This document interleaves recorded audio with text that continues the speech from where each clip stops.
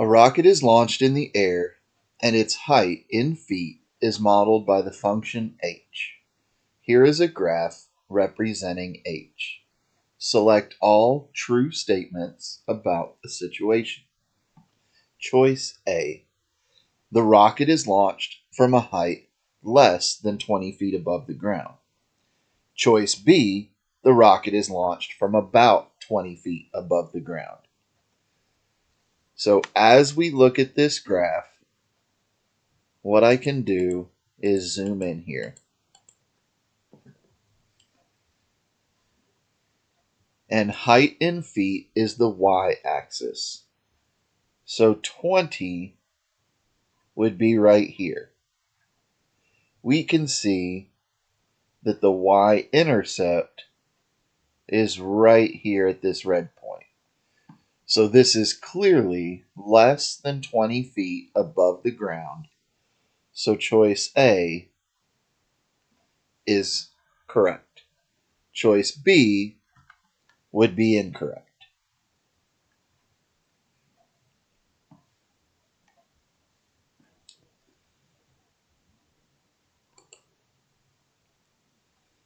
Then we have choice C, which says the rocket reaches its maximum height after about 3 seconds. And choice D says the rocket reaches its maximum height after about 160 seconds. So when we look, the maximum height is going to be the vertex, which is the top of the arch. Now, the 160 is referring to height in feet. The 3 is representing time in seconds. So it reaches a maximum height at around 3 seconds.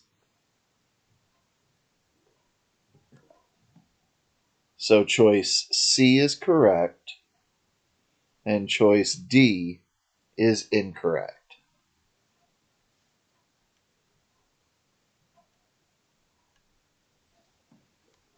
And finally, choice E, the maximum height of the rocket is about 160 feet. And this is what we just said a moment ago. When we reach the vertex, the 160 is referring to the height in feet. So E is correct. The maximum height is about 160 feet. So the correct answers for the first practice problem are A, C, and E. If you have any questions about how I solved this practice problem, please use class time to ask for further clarification.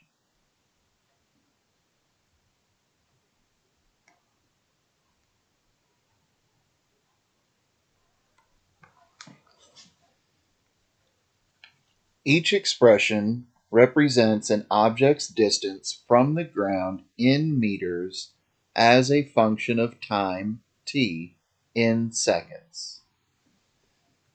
Number 1, which object was launched with the greatest vertical speed? Number 2, which object was launched from the greatest height? So we need a little underlying physics knowledge here. If we are talking about a falling object,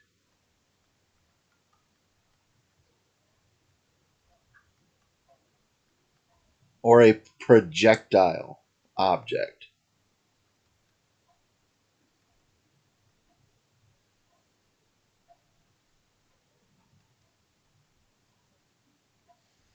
the formula is negative 1/2 gravity times time squared plus initial velocity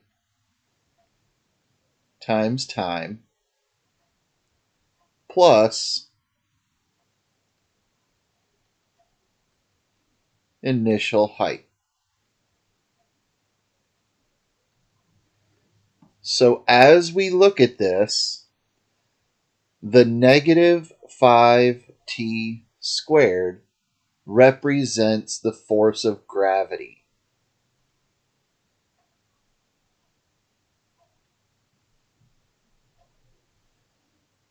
The plus 25t or plus 50t represents the initial velocity.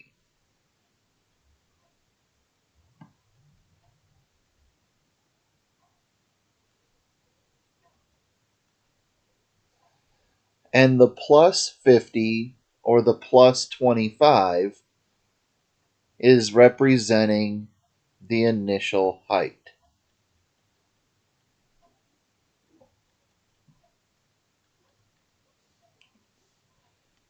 So as we answer these, number one, which object was launched with the greatest vertical speed? That's our middle number. So the answer is object B,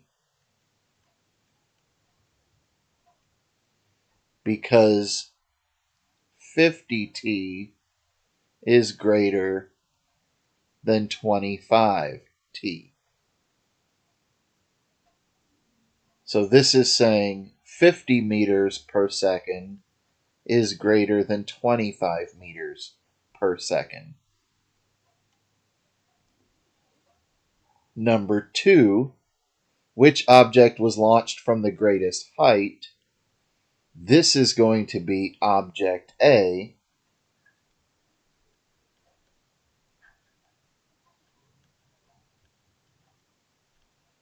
because 50 meters is greater than 25 meters.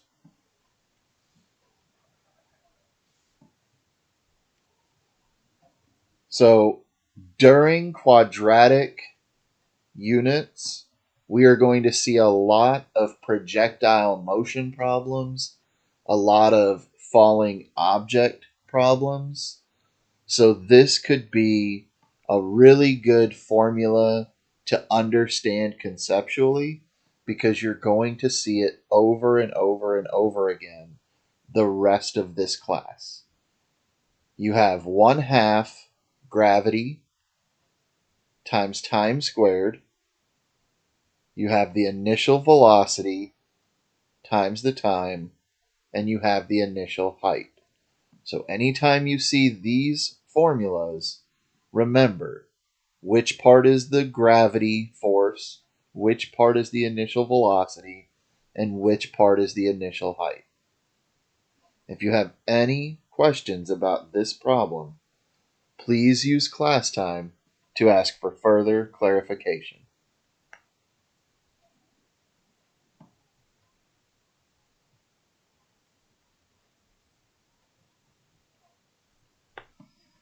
A baseball travels d meters t seconds after being dropped from the top of a building. The distance traveled by the baseball can be modeled by the equation distance equals 5 times time squared. The reason is because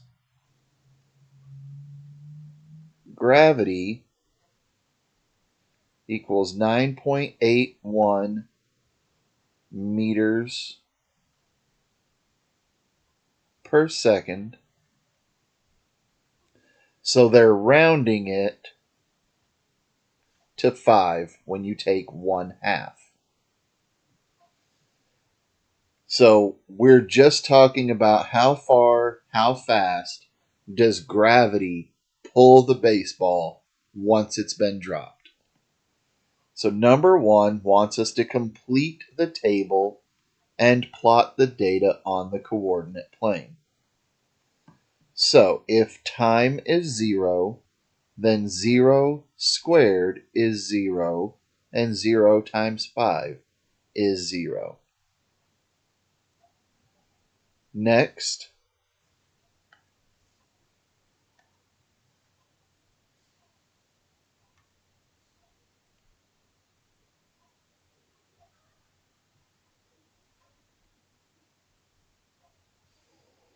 we're going to take 0.5 squared times 5 equals 1.25 meters. So in half a second, the ball has traveled 1.25 meters. After 1 second, 1 squared is 1, and 1 times 5 is 5. So after 1 second, it has fallen 5 meters. Next, we have 1.5 seconds. 1.5 squared times 5 equals 11.25. So after 1.5 seconds, the ball has fallen 11.25 meters. And finally, after 2 seconds, 2 squared is 4, 4 times 5 is 20. So after 2 seconds, the ball has fallen 20 meters. Now they want us to plot the data on the plane. So we have 0, 0. We have half, 125. We have 1, 5. We have 1.5, 11.25. And we have 2, 20. So you can see this curve upwards. Number 2 asks, is the baseball traveling at a constant speed? If it were traveling at a constant speed, this would be a linear equation, and we would see a straight line. What we see is a curved upward line because it is increasing. Falling objects speed up as time continues. So we can see that from 0 to 1 second, it only fell 5 meters. But in the next second, from 1 to 2, it's now fallen an additional 15 meters.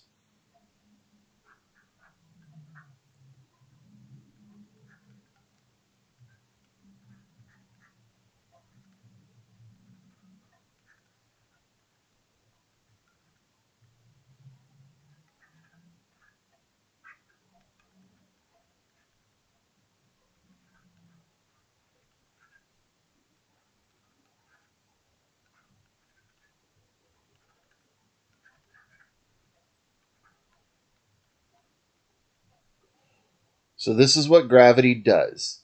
It accelerates, meaning it increases the speed and distance at which it falls. So it falls 5 meters in the first second. It falls 15 in the next. It's going to fall even more in the next until it either hits the ground or reaches terminal velocity. If you have any question about how I solved this practice problem, please use class time to ask for further clarification.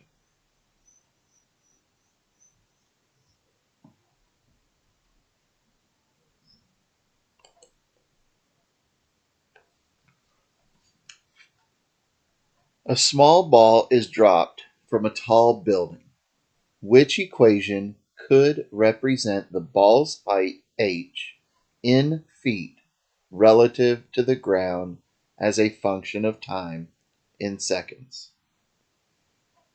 So if you remember, our formula for falling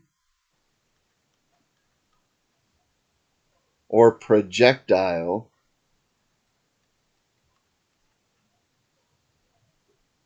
objects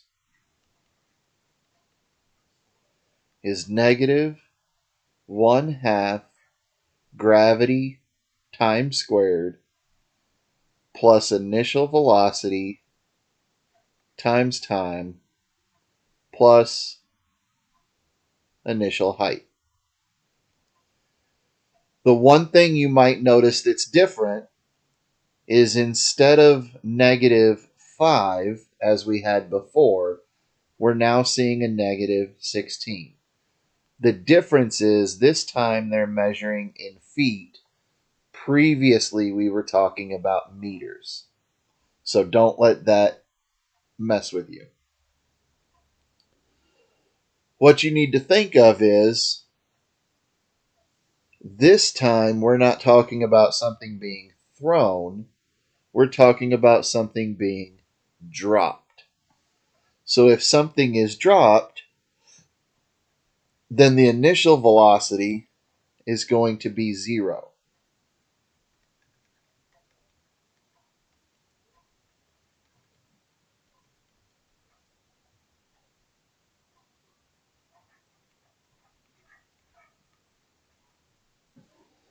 So if I put 0 in for the initial velocity, 0 times time is going to be 0.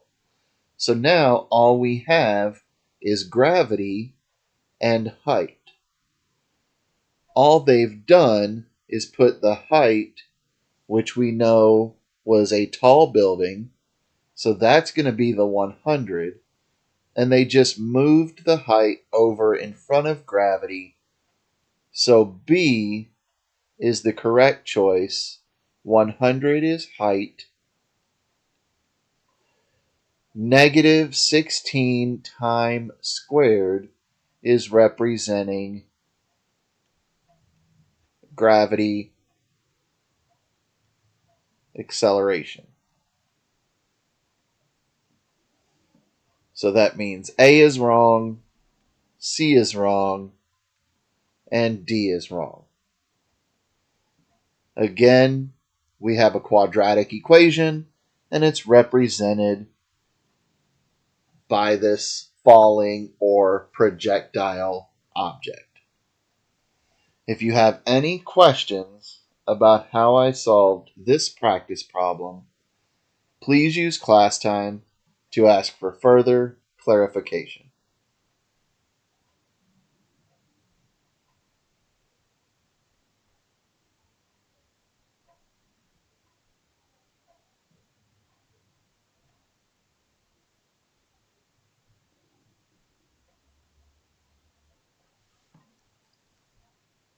A rock is dropped from a bridge over a river. Which table could represent the distance in feet fallen as a function of time in seconds? So first, think about what we're tracking. We're tracking distance fallen and time in seconds.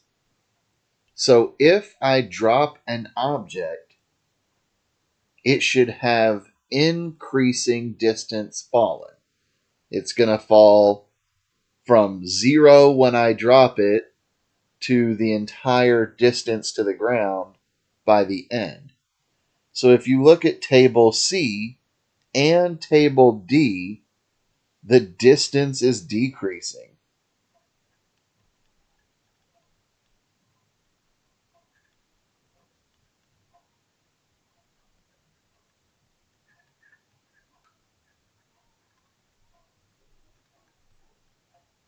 This would not be possible.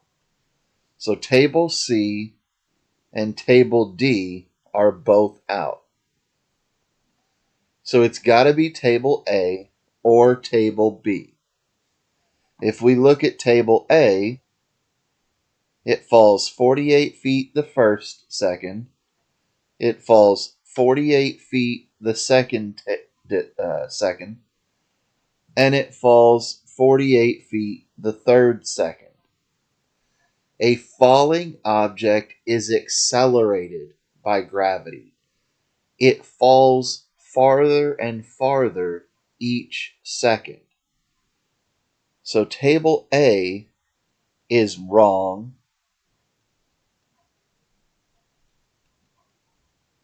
Falling objects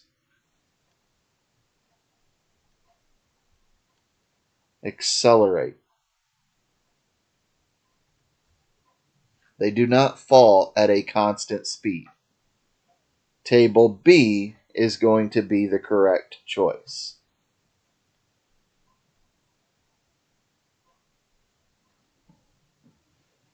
If you have any questions about how I solved this practice problem, please use class time to ask for further clarification.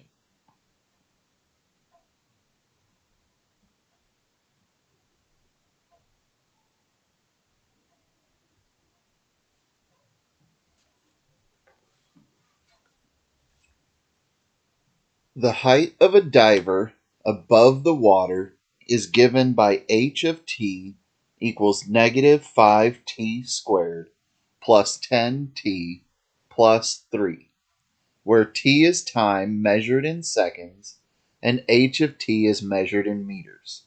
Select all statements that are true about the situation. So if we notice A, B, and F are all referencing the same thing. So only one of them can be true. When we look at the equation, the height above the water is the number that's being added.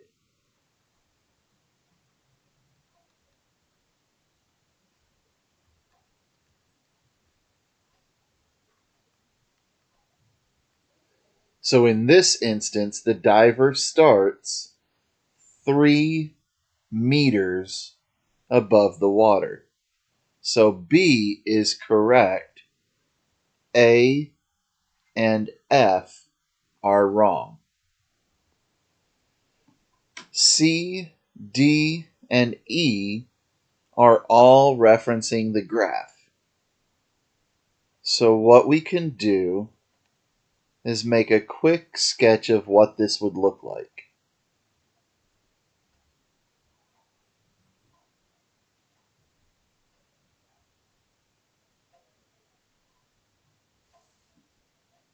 So the x-axis is going to be our water line.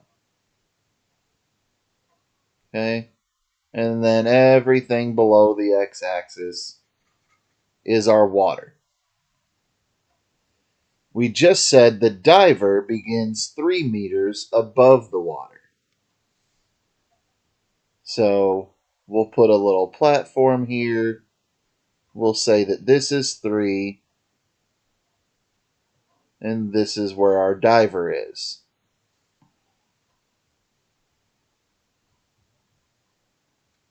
So what happens is that our diver is going to go from 3 feet, jump into the air, and come down and hit the water, and then go into the water.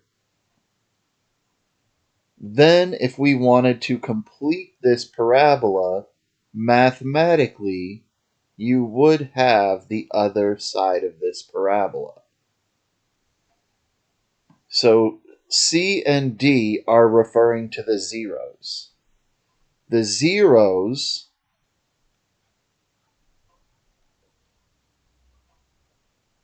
are x-intercepts.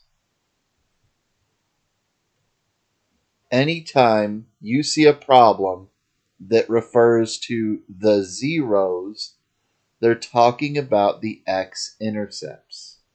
So that would be over here and over here. But in this situation, the only zero that makes sense is the one where the diver hits the water.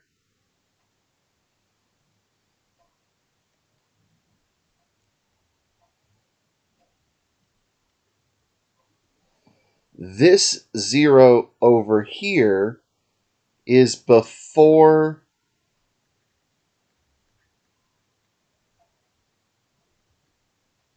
the diver jumps. So it's referencing a time and place that doesn't exist in this situation. So C is correct. There is only one zero that makes sense. The first zero is before the situation begins. So while it's there mathematically, it doesn't make any sense in this problem. And then E states that the graph starts at the origin and curves upward. Well, we can clearly see our diver is starting from the platform 3 meters above the water. It curves up and then comes back down. It does not start at the origin and curve upward. So E is also incorrect. So the only answers that are true are choice B, the diver begins 3 meters above the water, and choice C, the function has 1 0 that makes sense in this situation. If you have any questions, please ask now for clarification.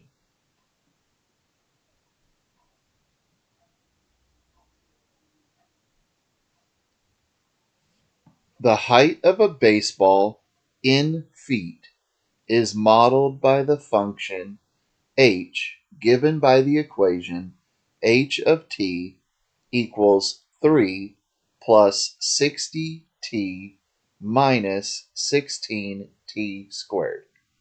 The graph of the function is shown. Number 1, about when does the baseball reach its maximum height? Well, the maximum height is going to be at the vertex at the top of the arch. And we can see that this appears to happen just before 2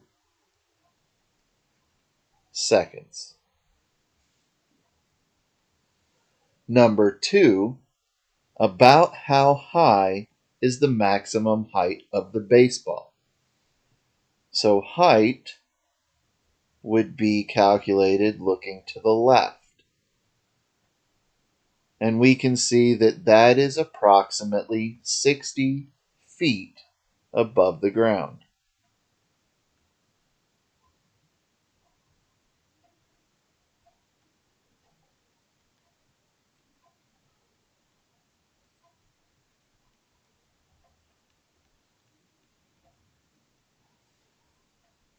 And number 3,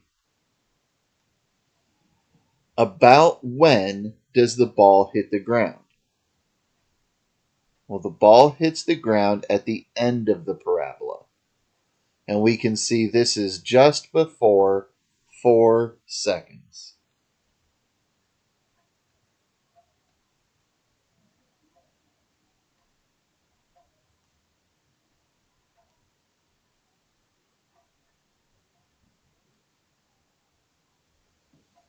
If you have any questions about how to interpret the graph of a parabola in context, please use class time to ask for further clarification. That is the end of our practice problems for lessons 5 and 6. If you have any questions about anything we covered in these practice problems, please use class time to ask for further clarification.